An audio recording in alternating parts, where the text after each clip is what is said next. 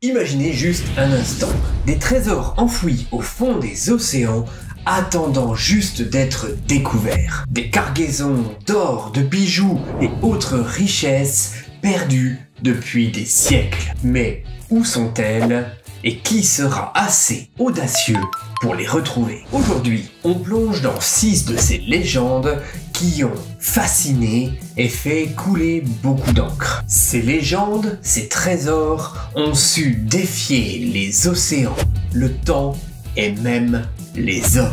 De l'empire Inca jusqu'à la mer de Suède, en passant par les fameux pirates du XVIIIe siècle, chaque trésor et chaque épave cache une histoire incroyable. Prêt à embarquer dans une aventure sous-marine?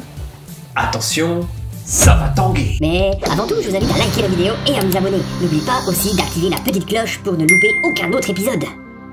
Le trésor d'Atahualpa, Équateur. Notre premier trésor nous plonge en 1532, en pleine conquête du Pérou par les Espagnols. L'empereur Inca Atahualpa est capturé par Francisco Pizarro et ses conquistadors. Pour négocier sa liberté, l'empereur promet une rançon colossale, une pièce entière remplie d'or et d'argent. Mais après avoir accumulé ses richesses, les Espagnols trahissent Atahualpa et l'exécutent. Son général, Ruminahui, prend alors une décision radicale: cacher le trésor dans les montagnes en Équateur. Depuis, cette immense fortune est restée introuvable. Certains pensent alors que certaines pièces d'or sont encore cachées au fond du fleuve Marano. Mauvais deal, tu donnes tout ton or et au final, tu finis quand même par perdre. Ce trésor est l'un des plus recherchés au monde et il est estimé à plus de 10 milliards de dollars.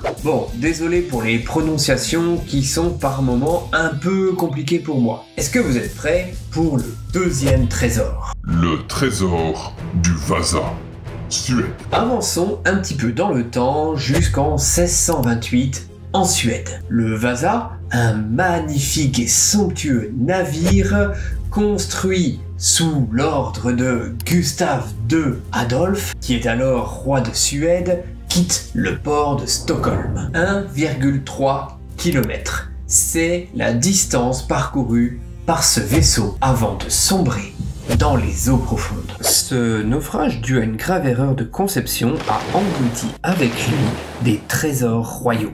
Des armes, des sculptures, des ornements dorés. L'épave est restée sous l'eau pendant 333 ans avant d'être renflouée en 1961. Aujourd'hui, le Vasa est exposé dans un musée à Stockholm, mais certains objets précieux n'ont jamais été retrouvés. Première sortie en mer, et boum!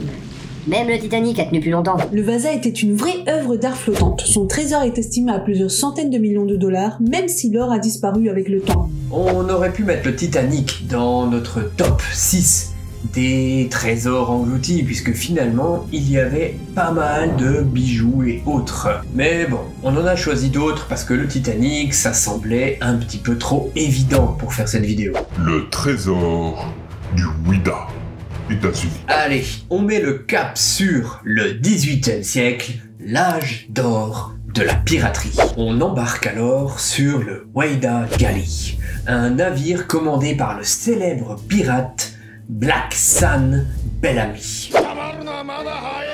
Non, pas ce Bellamy là, un vrai Bellamy cette fois-ci. Notre cher navire va être coulé en 1717, emporté par une tempête au large du Cap God.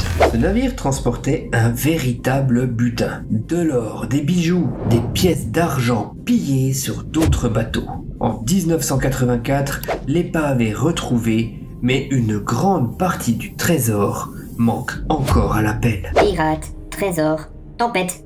J'ai déjà vu ce film, ça s'appelle Pirates des Caraïbes. Le Ouida était chargé d'un butin évalué à plus de 400 millions de dollars. Il en reste encore des tonnes sous l'eau.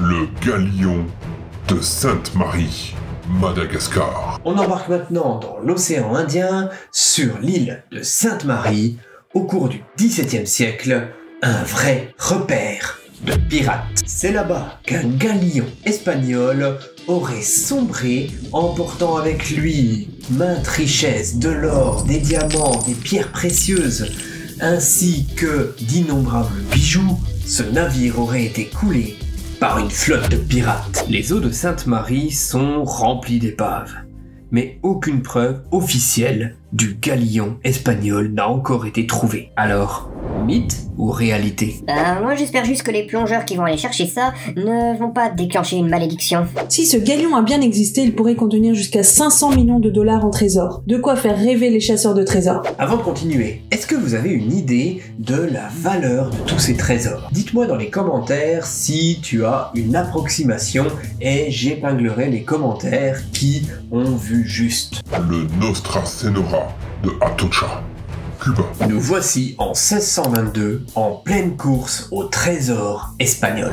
Le galion Nostra Senora transporte une cargaison inestimable. Malheureusement, après une tempête, ce dernier va sombrer au large de la Floride. Son épave reste introuvable pendant des siècles, jusqu'en 1985, lorsque le chasseur de trésors Mel Fisher met la main sur une partie du butin. Lingots d'or, bijoux, perles précieuses. Mais une grande partie du trésor est toujours enfouie sous l'eau. Encore un galion, encore une tempête. Vous croyez qu'il regardait la météo avant de partir en mer?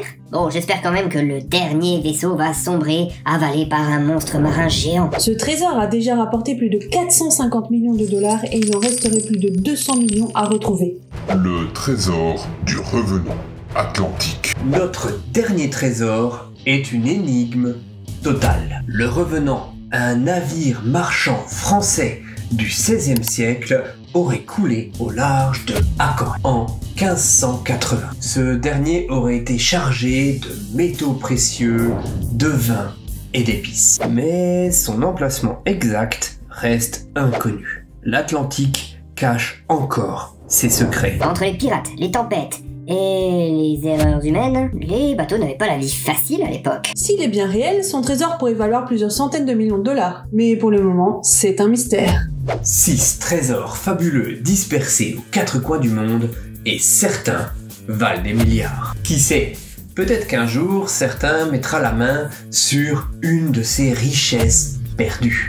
Moi personnellement, je vais m'entraîner à les rechercher dans Uncharted. On approche de la fin de cette vidéo, alors n'oubliez pas de liker, partager et de vous abonner pour faire vivre la chaîne.